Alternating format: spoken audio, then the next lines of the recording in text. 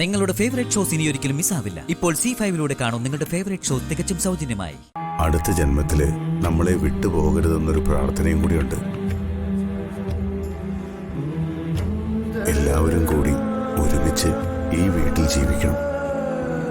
അതാ എന്റെ സ്വപ്നം. സ്നേഹ,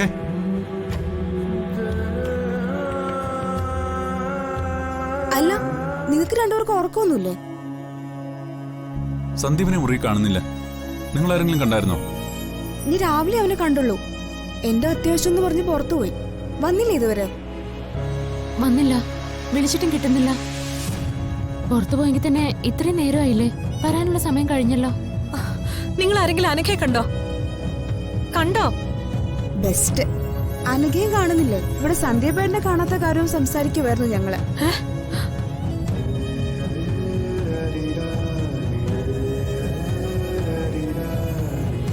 ഞാൻ വിളിച്ചു നോക്കിട്ട് വരാവേ. ഒന്നുകൂടെ വിളിച്ചു നോക്കട്ടെ. ഇവരിത് എവിടെ പോയി? ഓ, അങ്ങനാണെങ്കി പിന്നെ അന്വേഷിക്കണ്ട. അവർ രണ്ടുപേരും വന്നോളൂ. അവർ അവന്തിയോട് പറഞ്ഞോ എവിടെയെങ്കിലും പോകുന്ന കാര്യം? പറഞ്ഞു, എവിടെങ്കിലും പോയി ഒരുമിച്ച് ജീവിക്കണമെന്ന് പറഞ്ഞു.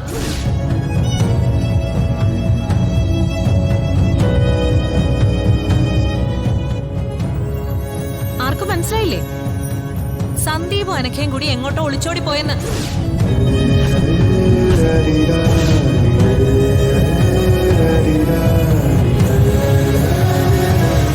എന്നോട് അവര് രണ്ടുപേരും പറഞ്ഞിരുന്നു, വിവാഹം നടത്തി കൊടുത്തില്ലെങ്കിൽ അവരിത് ചെയ്യുമെന്ന്.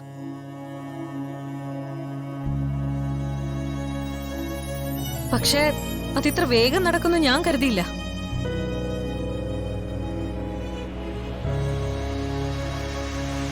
വെറുതെ ഓരോന്നും പറയല്ലേ. അവര് വേറെന്തെങ്കിലും ആവശ്യത്തിന് പോയതാവും. ഒരുമിച്ച് പോലും ആയിരിക്കില്ല പോയിരിക്കുന്നെ. പിന്നെന്തിനാ ആവശ്യമില്ലാത്ത കഥ മെനഞ്ഞുണ്ടാക്കുന്നെ? ആവശ്യമില്ലാത്ത കഥയോ? എന്നോട് അവര് പറഞ്ഞ കാര്യങ്ങളാ ഞാൻ പറഞ്ഞത്.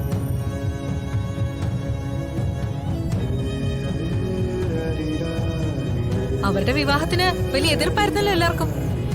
അപ്പൊ അവർക്ക് തന്നെ തോന്നി ഒരുമിച്ച് ജീവിക്കാമെന്ന്. അതിലിപ്പോ എന്താ തെറ്റ്?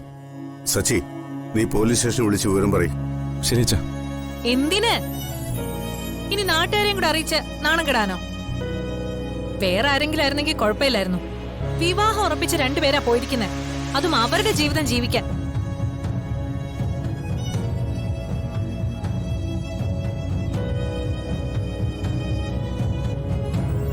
ഇപ്പൊ തൃപ്തിയായല്ലോ എല്ലാവർക്കും. എനിക്കറിയായിരുന്നു ഇത് അവസാനം ഇങ്ങനെയൊക്കെ സംഭവിക്കുമെന്ന്. എല്ലാവരും ആഗ്രഹിച്ച കാര്യം അവര് സ്വന്തമായിട്ടങ്ങ് നടത്തി, അത്രേ ഉള്ളൂ. എന്തായാലും അനഘ എന്നെ എന്താ ഏതാന്നൊന്നും വിളിച്ചു പറയാതിരിക്കില്ല. അവള് വിളിക്കട്ടെ, അപ്പൊ അറിയാലോ കാര്യങ്ങൾ എന്താന്ന്. അവരുടെ വിവാഹം എന്തുമാത്രം സ്വപ്നം കണ്ടതാ ഞാൻ.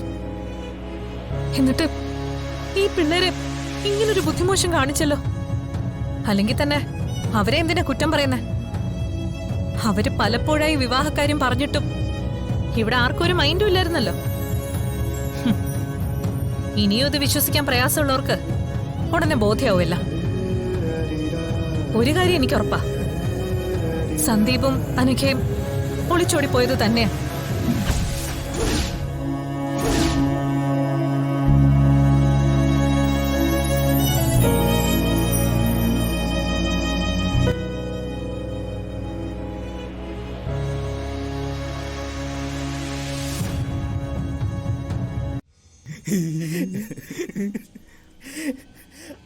ആരാരോ ആരിരാരോ ആതിരയുടെ മോൻ ആരാരോ. വാ വാ വാ വാ വാ വാ വാ വാ വാ വാ.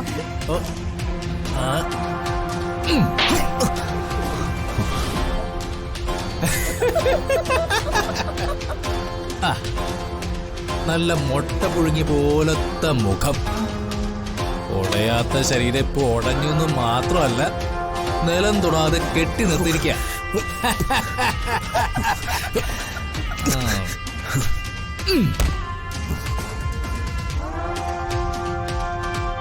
തൽക്കാലം നീ ഏറിൽ നിൽക്ക്, ഞാൻ ഈ ഭൂമിയിലും.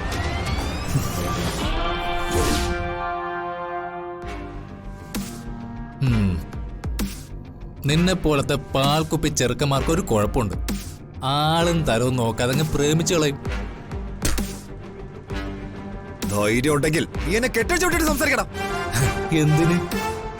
ഇടതിന്റെ സംസാരം കുറച്ചു നേരേ ഉള്ളൂ, പിന്നെ മുഴുവൻ ആക്ഷനാ.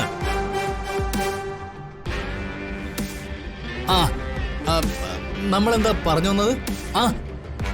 പ്രേമിക്കുന്ന കാര്യം. നിനക്ക് നല്ല പുളിങ്കൊമ്പിലിരിക്കുന്ന നല്ല കിളി പോലത്തെ പെണ്ണിനെ കെട്ടിയങ്ങ് ജീവിച്ചാ പോരെ. ഉടുതുണിക്ക് മറുതുണിയില്ലാത്ത ദയാനന്ദ മാഷിന്റെ മോളെ എന്തിനാ? നീ എന്നെ ഒരുപാട് തല്ലി. നമ്മള് സ്നേഹിക്കുന്ന പെണ്ണിന്റെ മുന്നിൽ കിടന്ന് തല്ലുകൊള്ളാന്ന് വെച്ചാ അത് ഇത്തിരി ക്ഷീണമുള്ള കാര്യമാണ്. ഇനി നീ എന്തു പറഞ്ഞാലും എന്നെ ഉപദ്രവിച്ചാലും ഇവിടെ ഇട്ട് എന്നെ കൊന്നാലും ശരി, ആതിരെ എന്റേതാ. നിനക്ക് അവളെ ഒരിക്കലും കിട്ടാൻ പോകുന്നില്ല. നിനക്ക് നട്ടലൊക്കെ ഉണ്ട്, അത് വളയാനും പോകുന്നില്ലെന്ന് എനിക്കറിയാം. അതാ നീ നടക്കുമ്പോഴും തിരിയുമ്പോഴും ഒക്കെ ഒരുമാതിരി റോബോട്ടിനെ പോലെ ഇരിക്കുന്നത്. ആവശ്യമുള്ളിടത്തൊക്കെ നട്ടല് വളയ്ക്കണം, അല്ലെങ്കിൽ ഇതുപോലെ ഇങ്ങനെ ഇരിക്കും.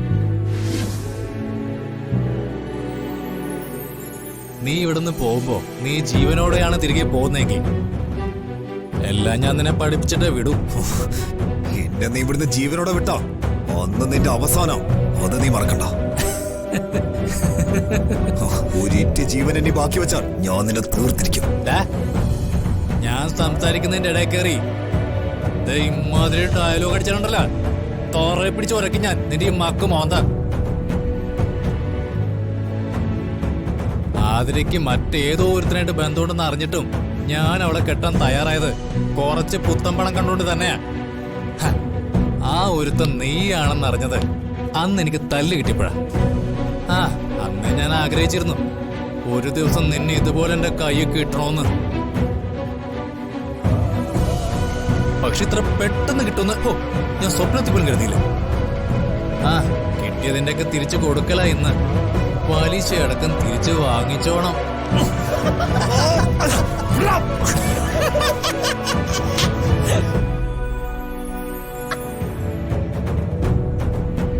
എടവേ, പെണ്ണിന്റെ മുമ്പിൽ കിടന്ന ഷോ കാണിച്ചപ്പോ നീ ഓർത്തില്ല? 10 മടങ്ങായിട്ട് തിരിച്ചു തരുന്നവന്റെ ദേഹത്താ നീ കൈ വെച്ചതെന്ന്.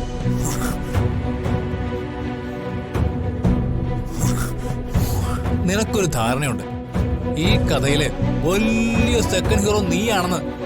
അത് ഞാനാടാ. സന്ദീപ് ആതിരെ ഇല്ല ഇനി.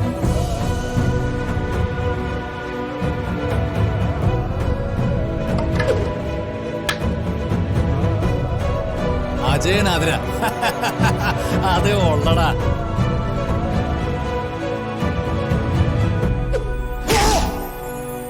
ഡൗൺലോഡ് ചെയ്യൂ C5 ആപ്പ്. കാണൂ എല്ലാ എപ്പിസോഡുകളും സൗജന്യമായി.